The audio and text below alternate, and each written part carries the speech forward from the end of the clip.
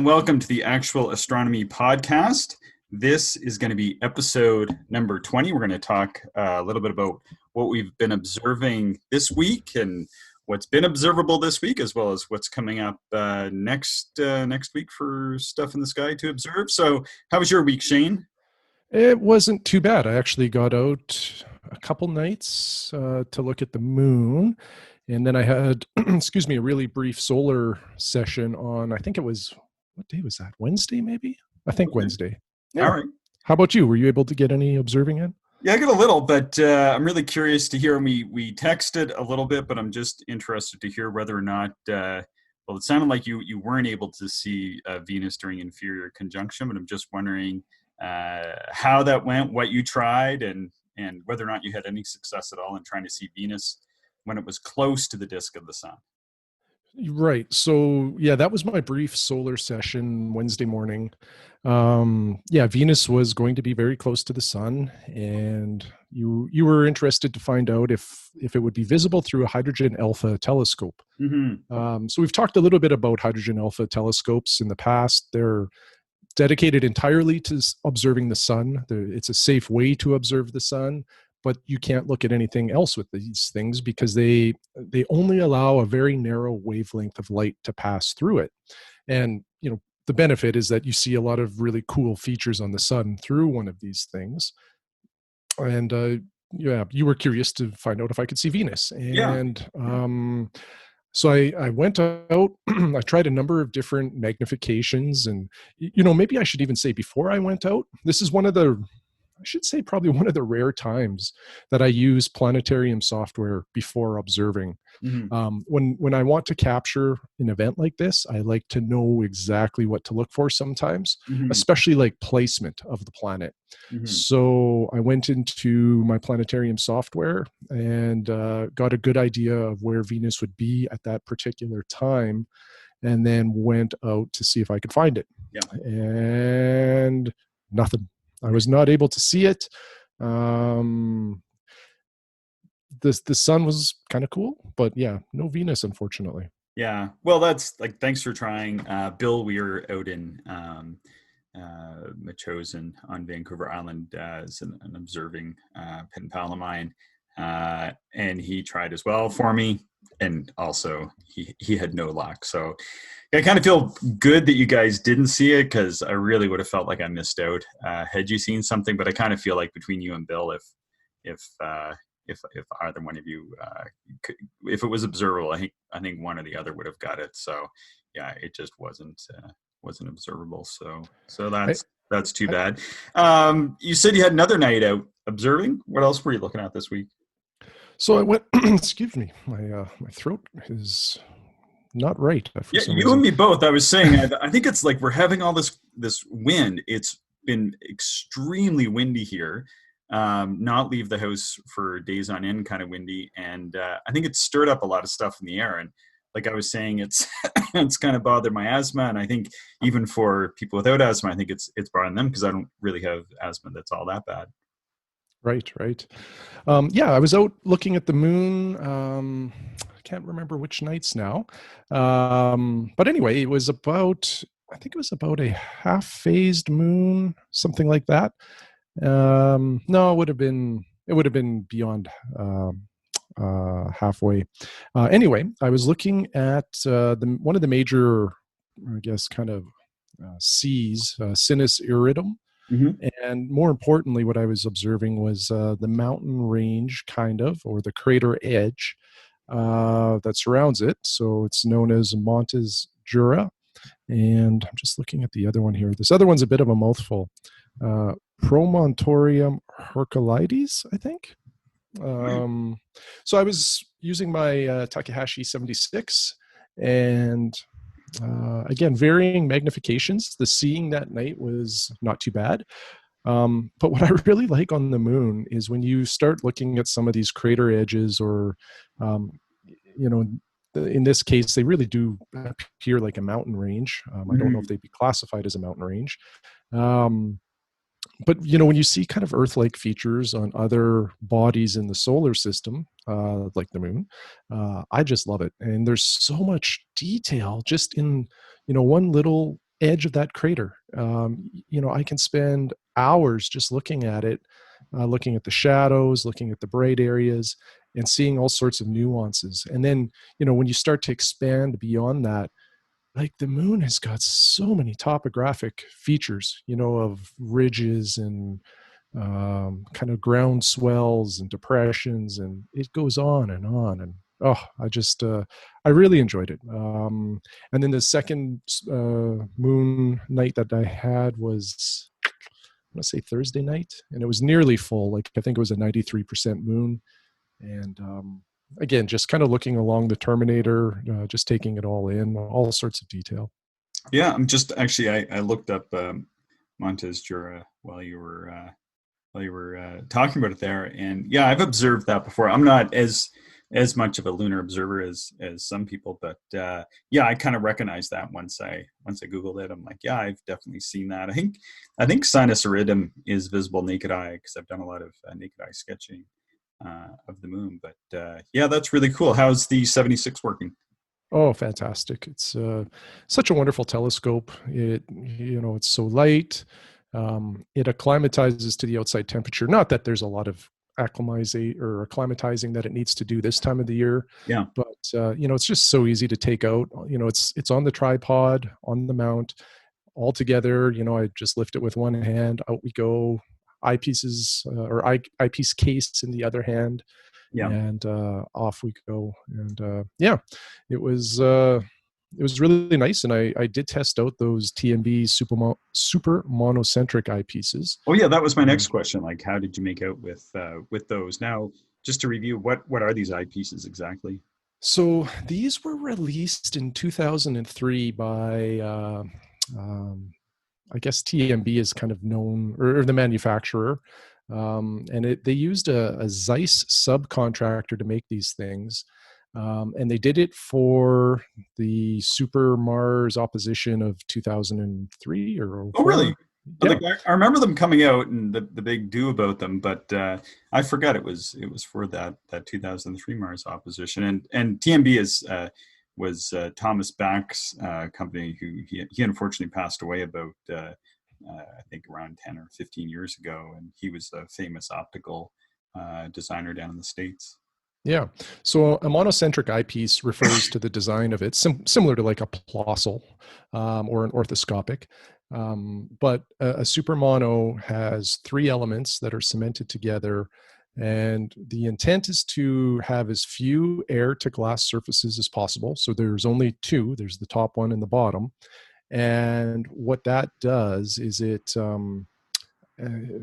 just from reading anyway, it reduces the amount of scatter and glare and increases the amount of light transmission through the glass. So the philosophy, I guess, behind it is you get an eyepiece that is extremely good at passing fine details to your eye, or maybe what I should say is not getting in the way of the view. Every eyepiece kind of does get in the way of the view to a certain degree. It'll take away some of the light because nothing transmits 100% of the light. Then there's how the polishing was done, how the coatings were applied. All of that stuff impacts the quality of the eyepiece. Now, these super monos that TMB made, they had three releases. I don't know how many eyepieces were in each release, so I don't want, I better not speculate on that. They're mostly Um, small focal length. Think it was mostly like threes and fours and fives. Although I believe that there was even some longer focal lengths, in the 16 and maybe yeah, I longer. think they had an 18 Yeah, and then like a 12, but the main focus was the shorter focal lengths for yeah, planetary purposes. They have a very narrow field of view. It's only 30 degrees. yeah. Well, that eye Um, lens, like you sent me those photos, and it just looks like the head of a pin you're looking through. when you see that eyepiece, just if you know nothing about the history of them, you would look at that and probably disregard it because it really reminds me of like those old Ramsden and Mm, SR eyepieces that weren't very good that came with yeah, your cheaper department store telescopes. yeah. But I tell you, looking through these it was shocking how comfortable it was despite such a tiny, little kind of lens hole there. Hmm. And even the tight eye relief, it was shocking how comfortable they were. And the seeing wasn't great. It's probably mediocre. Yeah. So not the best test for like a high performing eyepiece like that, but they really worked well. And in the hobby, these eyepieces are pretty hard to find. They were made in the early 2000s. They're not made anymore. The only way to acquire them is on the used market, and they don't pop up very often. And when they do, they're sold almost immediately because there's a high demand for such a high quality eyepiece. And how did they pass muster? So far, so good. Yep. Yeah, they were quite fantastic. I compared the 5 millimeter to a 5 millimeter Nikon ortho that I have, which actually Thomas Beck, before he released these monocentrics, there's a little thread. I think it was on, it doesn't matter where it was on the internet. And Thomas Beck said that the 5 millimeter Nikon ortho was the greatest 5 millimeter eyepiece he's ever looked through in terms of contrast and, pulling out great detail. So I compared the two. They both seemed identical to me in terms of, the detail and the contrast. Although what's funny is going from a monocentric to an ortho, which in ortho is not a wide field eyepiece. It's very narrow, but it felt like a wide field eyepiece after using the super monos. It was kind of funny. And then I compared the 4 millimeter super mono to a 4 millimeter Takahashi high ortho that I have, which is quite well renowned as well. The Takahashi has a slight warm tone to it, I find. But the high ortho is much more comfortable to use. It has more eye relief. Yeah. And anyway, it was a fun little test. I want to continue running some side by sides throughout the rest of the summer and hopefully get out on a few good nights of really good seeing. I never thought I should have lent you the 5 millimeter 5.1 XO. Oh yeah, that would be a fun one to throw into the mix too. Like, those are three of the best 5 millimeter eyepieces ever made. I feel actually bad about that now because we kind of swapped some gear off yesterday, and now I'm like, oh, I should. I'm really just hanging on to that eyepiece just because every once in a while I don't want to use my glasses or look for something particular. But again, my astigmatism is so bad that I need to wear the glasses when I observe, and these are glasses off kind of eyepieces. So yeah, just next time we're doing gear swap or whatever, I'll you can just take that one for a while. Like, I haven't used it in years anyway. I feel bad almost having it. Yeah, that would be great. I'd love to do some side by sides with that one in the mix too. Yeah, cool. And so just before we were starting up, we talked about you've taken the 80 millimeter off my hands for the time being, just as a bit of a, I don't know what you say, as an equipment exchange hostage or whatever, because that telescope has really bad pinch optics, and we were discussing how I didn't know if you'd had an opportunity to look through really bad pinch optics before, but that's a really common optical error in telescopes, and I was really eager to get that into your hands so that you can see it. And then you were talking about getting a spanning wrench and maybe cracking it open and doing some work to it. So I'll get the thread from Cloudy Nights and send that along to you. But I think it's fairly simple. The lens cap or the dew shield just pulls off somehow, but it's sort of friction fit. But you'll see it's pretty tight, and I think that's the problem. So it may need to sit in the sun for a few hours, or it may need to go from the sun to the freezer or something like that. And worry it off. And then once that's off, there's like a retaining ring on top that just unthreads. And so then they say to unthread it and then just give the side of the lens cell a pretty good whack, and then just bring it snug down on top. But they say typically what happens at the factory is they just tighten it way down, and then they jam the lens or the dew shield on, and then of course this is what creates this problem. But like in our tests, apart from that, the glass seems really good, like amazingly good for an 80 millimeter, in fact. So I'd be curious. Yeah, if we can get it tuned up to get rid of those pinched optics, I think you'll have probably the best telescope given the price you paid. I don't think you could beat the value there. Yeah, it was $99. So Yeah, you know, and that's brand new too, right? That's not a used price. Or... yeah, it was brand new. Now it came with a few other things. I say it's a $99 telescope, but I think it was like 129 or 139 Canadian or something like that. It wasn't very much. And then of course what I did is I pulled the it's always my inclination to pull a focuser off as soon as I get a telescope without ever looking through it. So I never looked through it. Maybe I looked through it once, and then I pulled that focuser off, and I went and bought a $150 2-inch focuser for it to get those really ultra wide field of views. Like with your Nagular 31, since we observed together so much, it was pretty much going to be a telescope that I used just when hanging out with Shane anyway, because you sort of have the eyepiece for it. Yeah, yeah, that eyepiece works well in that telescope. Oh yeah, it's amazing because it gives like I think like 6 degrees of true field or something. It's a huge field of view. Yeah, that's incredible for an 80 millimeter. Yeah. So anyway, since I don't even have that eyepiece anyway, it's pretty much a dark sky telescope. It's fine that it can live in your hands, and whether you can do anything to it or not. I'm going to also give you some of the flocking paper because I have all kinds of flocking paper here as well. So I'm actually just going to turn my camera on for a second. I want to show you this. So can you see me now? Oh no, wait. Yeah, yeah. I'm like the mass. I'm like the masked observer. So I got these. So these are the Prima Luce rings. Oh, so Chris is showing me the rings for his new Takahashi telescope mounted to the Vixen dovetail. Yeah, very nice. Made by Losmandy to make it more confusing. But you know what's really hard to tell with these, and even here, even when I'm chatting with you here, they look super red. Yeah, they do look red. Right. Yeah, they are not red. What are they? So in all the photos, and even here live when I was just showing those to you, they like if you said they were another color other than red, you're not gonna believe me, but they're more like a purple. A purple. They look like Coca-Cola red to me. It is like, I mean, I'm not. It doesn't really matter to me. I was kind of looking forward to having them be super red, and it doesn't really matter to me that much. Like I say, you're using it in the dark anyway. But when I got them, I'm like, these are purple.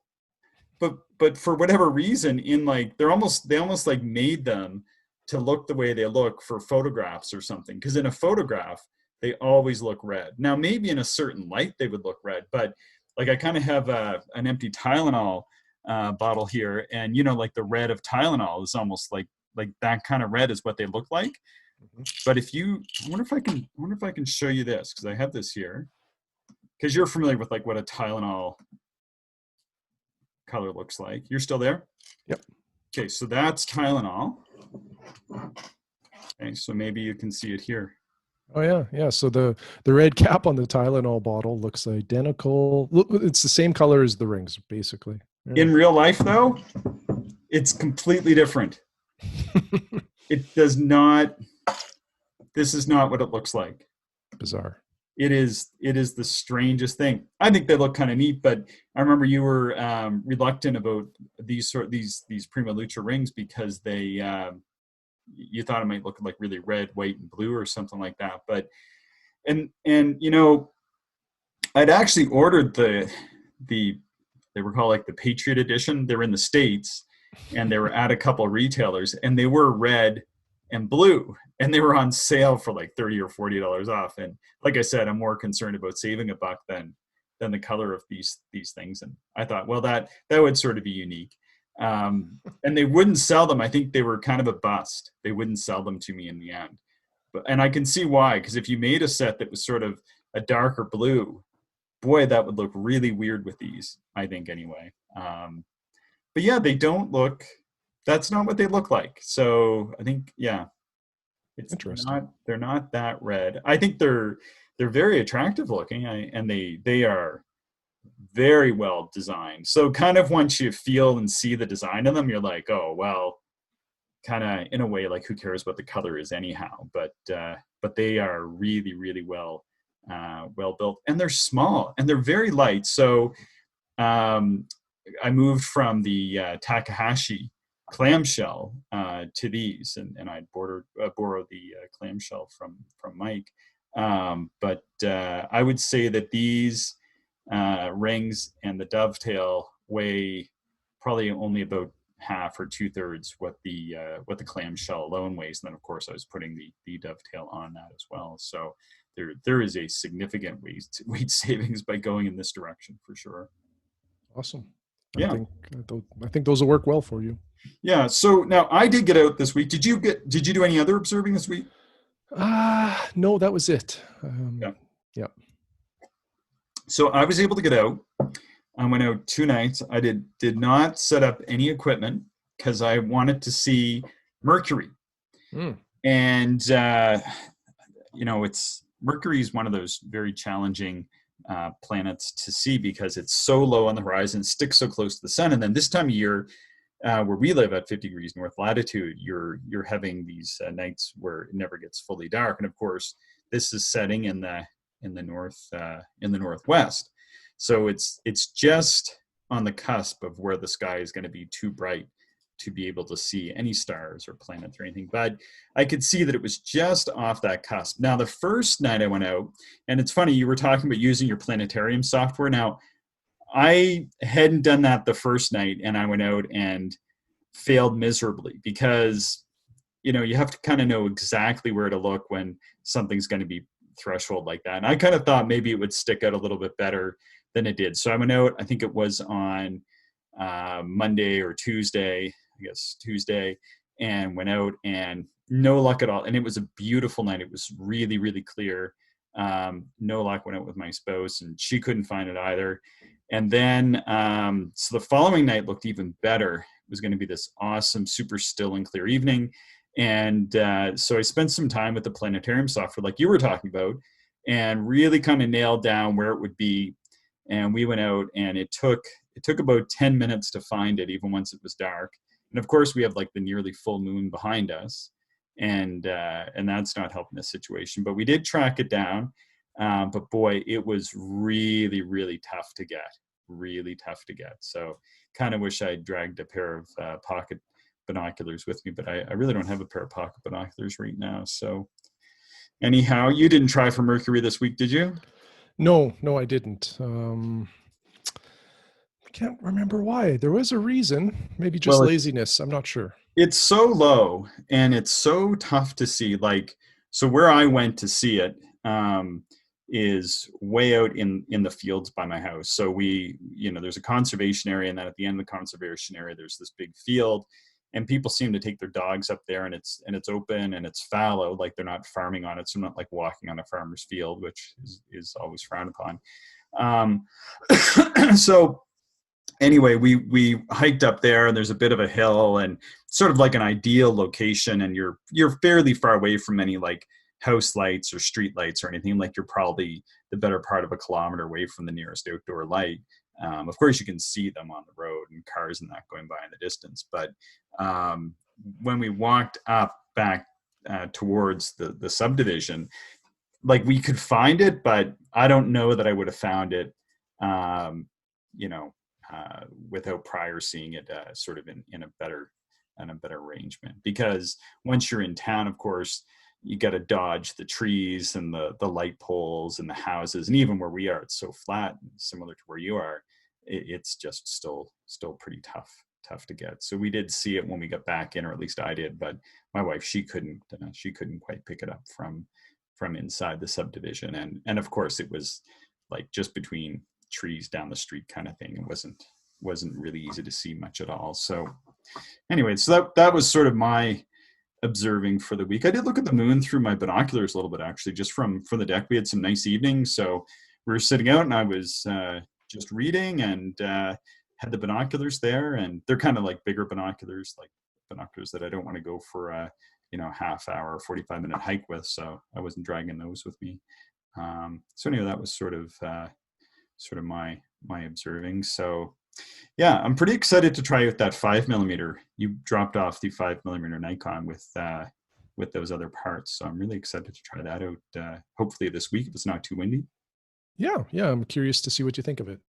Yeah, have you tried it out much, or? probably 8 to 10 nights I've had it out. Okay. So a little bit, but mostly just on the moon. Yeah. Because I acquired this over the winter time, so there wasn't really any planets to observe. So Mhm. yeah, so I can't give a full review of it yet, but it's very comfortable, that's for sure, from an eye relief perspective. Yeah, I was talking to Stefan, who's our dealer for astronomical goods and equipment, and he was originally trying to steer me back towards the Pentax because I'm in the market for a 5 millimeter, and I'm going to buy the AZ GTI mount from him soon. He's got a couple still in stock and on sale. It's 30 or $40 off or something like that. So I think he put them on sale to tempt me because I said I wanted a better deal than whatever it was, and then suddenly I see that he's got them off by it might even be as much as $50, which is nice because it kind of like basically gobbles up the tax on it. Not that I mind paying the tax or whatever, but it's nice to have a bit of a break. And I think I'm going to buy the power cable with it. So I think between those two things, it will get me up to that minimum $500 Canadian order to get the free shipping. So I kind of look forward to getting that. So did you ever order your Burlaback tripod or? No, I'm struggling on the mount side because I want a new mount as well. Yeah. And I want it just to be a manual alt-az mount. And it's just, and I think I've stated before, I'm very sensitive to vibration. I just hate it. Yeah. When I focus my telescope, I don't want there to be shaking because it impacts your ability to get a nice crisp focus. Yeah. So I don't know what path I'm going down. I'm looking at the disc mounts, and I talked to Tom Peters for about an hour this last week. Okay. They're great mounts, but they're so expensive. So These are like the DM4, I think they are. I've never really seen one before, but I've heard. yeah, there's the DM4 and the DM6. So the 4 is a 4-inch bearing, and then the 6 is a 6-inch bearing. Oh, wait, I've tried the 6. Oh, really? Yeah, Rudolph Dorner had one. He's the patron for the Canadian Telescope Museum, and I believe that instrument is in the Canadian Telescope Museum now. But yeah, I believe he had the DM6, and he would mount all kinds of things to it. Like he had a pair of the Kawa, fluorite 82 millimeters, and we used those one night with it. And then I think he even had like his refractor on it. Like he had the TAC 128 FS, and we ran a comparison between that and my Borg Pentax 125 SD. Yeah, so we did use that, and I recall there was two things about that. One very positive, and one a little bit of a negative for me, I suppose. But the first is how dead it was. Like it just had no vibration. Yeah. It was just the most. It was strange to observe with it because there was zero vibration through it. And the TAC 128 is not a small piece of gear. I think it's around a dozen pounds or so anyway. Mm-hmm. Yep. At least dressed up, probably even closer to 15 pounds. Because I think my Borg is around 12 or 13 pounds once you get the big plates and the rings and diagonals and finders and do shield and all this business on it. You're really getting up there. So he's got to have at least half again the weight, maybe. Yeah, it was super, super dead. So, which I found a little bit odd because it is. The other is it is substantial. And you can't really change the height on it. So, like once you set it up, I mean, it's set up, right? It's going to be at that height. I guess you could change it a little bit, but yeah, I didn't care for that aspect as much. But the deadening on it it's just like its own. It's like its own thing. It's not like any other mount that I've ever used. So you kind of it's very unique in design. Like just about every mount has tensioning knobs. This one doesn't. You adjust them like some kind of internal thing. You adjust once for kind of your largest telescope or your heaviest telescope, and then that's it. You never touch it again. And when you take out, say, a heavy eyepiece, it won't nosedive. Apparently, it just stays there. You can put in a light eyepiece, and you don't have to rebalance. And what is bizarre about all of that is you can manually track a planet at 300 times quite easily. I guess like there's no stiction, there's no backlash. It just works the way it should, the way you would think a mount should work. Yeah. And nothing but glowing reviews on the internet. But like I say, the only negative thing I can probably indicate about them based on what I've read is just they're expensive. So Yeah. uh, I'm not sure if I want to spend that kind of money or not, because there's comparable mounts out there, like a Stellar View M2C, I think is the latest one. And then there's some European made mounts that compete as well. So I've got some thinking to do. Yeah. I think like the DM, are you thinking the DM4? Yeah, I would go with the DM4 because the DM6 is not really grab and go. Like I think the DM6 mount is around 20 pounds. Yeah. And then you're probably adding a 15 to 20 pound tripod underneath it, and then you're throwing your gear on top of it. That's getting a little heavy. Whereas the DM4 is very different in size, and it's definitely more of a grab and go. Yeah, I think his might have been the 6. I can't recall though. I'm pretty sure it was. It was substantial. It was quite a big setup. So this coming week, hopefully the winds calm down. We're having some storms here today. Although you see the sun's coming through. We have some planetary pairings coming up on the 8th and 9th. So are you going to try to get up and take a look at Jupiter, just 2 degrees north of the moon on the 8th? What I have to do, yeah, I would like to, but what I have to do first is make sure that it'll be high enough in the sky that the buildings around me won't obscure the view. Because if I Oh, have to drive around to see it, I'm probably not going to wake up.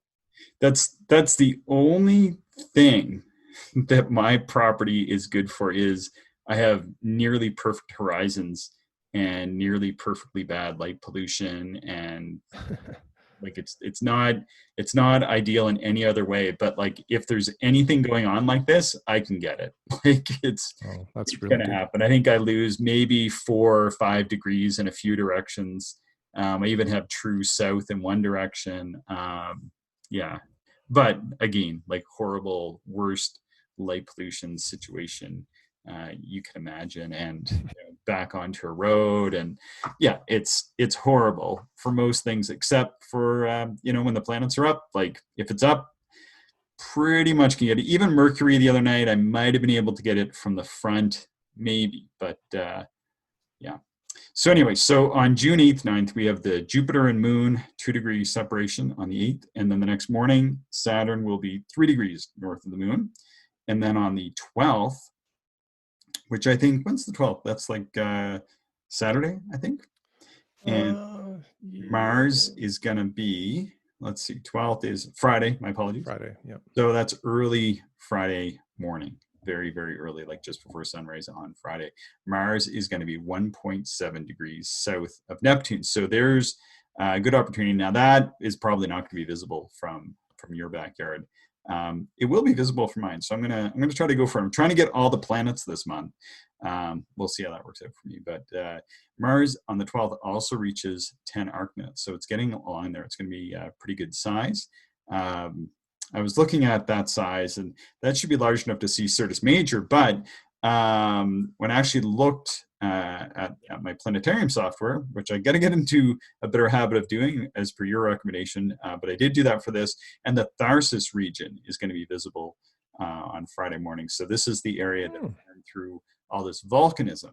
And while you can't really directly see the 4 giant volcanoes there, one, Olympus Mons, is the largest volcano in our solar system, and it rises about 26 kilometers above the plains, and nearly the size of France by square kilometer. But once I was able to see like clouds in that sort of general area, and I think because as the atmosphere goes up over the volcano, I think you get some cloud formation from time to time, and I did witness that in the past. And then the following morning, the moon is going to join Mars and Neptune. But yeah, Mars is just 1.7 degrees south of Neptune on the 12th and 13th. And then the 13th, the moon is going to be just to their Mars is going to be 3 degrees north of the moon, so the moon's just going to be south of them then. So, yeah. Anyway, so that should be pretty interesting. Yeah, that's awesome. Well, good luck, and hopefully we have some good skies for it. Yeah, hopefully. Do you have any other further thoughts on this or any other topics? Yeah, so something else. So we've talked about June being not a great time of the year to go out in search of dark skies because of the Mhm. perpetual twilight. Yeah. But what June represents is kind of the kickoff or the best time of the year to see noctilucent Oh, clouds. yeah, that's right. Sorry, you mentioned that, and I Yeah. didn't put it in the script. Yeah, no worries, no worries. Not that we So have that much of a script. no, not like we stick with it. Yeah, exactly. But so noctilucent clouds are a really interesting phenomena that anyone can observe, and you just need your eyeballs. You and I have seen it a few times on our trips. Yes, we have. We've seen it. Actually, the only times I've ever seen it is with you. Maybe longer than that. Yeah. Yeah. So what they are? So you, I guess maybe to qualify some things here, if you're in the north, you're more likely to see it. It's usually latitudes between 50 degrees and 70 degrees. So Hmm. if you're below that, it's probably not going to happen for you, or certainly be more challenging. It only happens in the summer months, and it happens during astronomical twilight. So this is when the sun has set. So probably about an hour after sunset almost is, astronomical twilight. And what you do is you look to the north, and what you may see, if they're visible, is it just looks like clouds, but they're illuminated, even though there's no sun. Like the sun has set, but Yeah. there's illuminated clouds. And what they are, or I guess there's a lot of science that still needs to be done to determine how they're created, but essentially they're clouds that are about 85 kilometers above the Earth, so in the upper atmosphere. And they, even though the sun is set, these clouds are so high that they're able to catch some sunlight and reflect it back to Earth. So it's kind of a neat thing because it's dark everywhere, but you see these glowing clouds in the north. And they're unpredictable. You really just have to kind of get out of the city, and see if you can see them. Yeah. Now I know a couple things about that because the first time I saw them was I was flying right before we moved out here 10 years ago. I went to France for a short while with my spouse. She was working over there, and I saw them on the flight over. I say I saw them because everybody on the plane was asleep. I don't really sleep on planes, and I was looking out the window, and I just had it open a little crack because it was a little bright. It was in July or June, so there's not much darkness, and we were flying north from Ontario, and I could start to see these white, bright neon white clouds. So I threw the blind open on the window, and the flight attendant came by and said, hey sir, can you please close that? I'm like, no, like I'm looking at these clouds. I wanted to see them just about my whole life. So she kind of just rolled her eyes and walked away, which is fine. Let me be to stare at these clouds. My understanding is they're actually formed by when like meteorites, like little micrometeorites, come into the atmosphere, and I guess like part of the process there is a little bit of dust gets left behind, and then that sort of floats around in the upper atmosphere and gets coated with a little bit of water and turns into a little bit of ice, and that's what causes them to have this really strange, unique visual property, because they do not look like any other clouds that I've seen before. So have you read that as well, that they're probably micrometeorite debris that's kind of floating around our atmosphere? Well, I'm just on Wikipedia right now, and let's see here. Recent studies suggest that increased atmospheric methane emissions produce additional water vapor Hmm. once the methane molecules reach the mesosphere, Huh. creating or reinforcing existing noctilucent clouds. Hmm. And then it says a little further down here, there's no confirmed record of their observation existing before 1885. Oh, really? Yeah, yeah. So it could be a recent phenomenon, because they are very strange looking. And then the other thing, like you said, they're unpredictable, and just kind of reinforce that a bit. They do not behave like a regular cloud. Whereas like at least where we are, the vast majority of clouds will move from the west to the east. So you're looking in the sky, and most things are going to sort of move left to right, more or less. Sometimes things will come from the north or the south, or the odd time you can get winds that will blow things a certain way. But these are very high, and it's very still. And typically, when things are relatively still, things will generally move in this west to east direction. Like, fair enough, right? Mm-hmm. So, but with these Noctilucent clouds, all the ones that I've seen, they're moving from east to west, and they're always pretty much more or less due north. And sometimes they can be quite bright. I remember that time that Peter was giving that talk down in the grasslands, and he was up on the deck. And then when I went up to kind of thank him, I went, "Whoa!" And then there was that huge display. I think somebody got photos of them and everything that night. It was really something else. So cool. Yeah, it's a really neat thing to see. So I really encourage anybody listening to this to give it a try. And the other thing is, if you don't see them, that time of the day is one of the most peaceful time of the day, or I can't talk today. One of the most peaceful times in the day. I just love being outside of the city as the sun sets. And then if you get to see some noctilucent clouds, even better. Yeah, so, and that's a good point, like it's one of those things, like, although we're trying to see um different things in the nighttime sky, like, it's best not to get frustrated. I know sometimes people can get frustrated whether they're seeing or not seeing things. And like the other night when we were out and we were looking for Mercury, the night we saw it, like, as it was getting dark, like, there were some clouds to the north east, right from the north to the northeast, and they were really far away, and it's very flat here, and you could actually see, like, the sun kind of glowing in the north, because we're in this perpetual twilight, and they were going to be in that zone. And so they were kind of sort of being haloed by the sun in the north. It was really cool. Yeah, absolutely. Cool. All right, anything else to add, Shane? That is all, my friend. All right, well then, without further ado, I will stop the recording.